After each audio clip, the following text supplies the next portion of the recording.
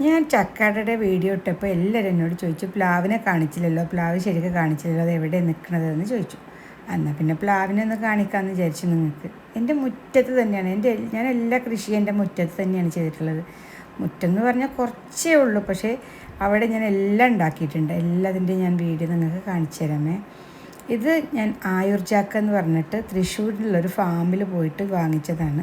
ആയുർജാക്കിൻ്റെ തൈ എനിക്ക് കൊണ്ടുവന്ന് വെച്ചൊരു 2-3 വർഷം കൊണ്ട് തന്നെ നല്ലോണം കായ്ച്ചു. ഇത് വർഷത്തിൽ 2 പ്രാവശ്യം കായ്ക്കും. ഇപ്പോൾ ഇതെല്ലാം പഴുക്കാറായിരിക്കുകയാണ്. ഇത് ലാസ്റ്റ് പഴുത്ത് പറിക്കുന്ന സമയത്ത് അടുത്തത് ഉണ്ടായി തുടങ്ങും.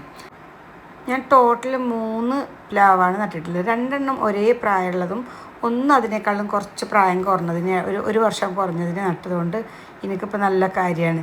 കാരണം ഇത് കഴിയുമ്പോഴത്തേക്ക് അത് ഞാൻ ചാക്കിലാണ് നട്ടിട്ടുള്ളത്. ഇപ്പോൾ അതൊക്കെ ചക്ക ഉള്ള സമയത്ത് ഇതിനിപ്പോൾ ഇങ്ങനെ ചെറുത് ഉണ്ടായി തുടങ്ങുന്നുണ്ട്. അപ്പോൾ അത് കഴിയുന്നതിന് മുമ്പേ ഇതായി തുടങ്ങും. അപ്പോൾ വർഷത്തിൽ എപ്പോഴും ചക്ക ഉണ്ടാവും.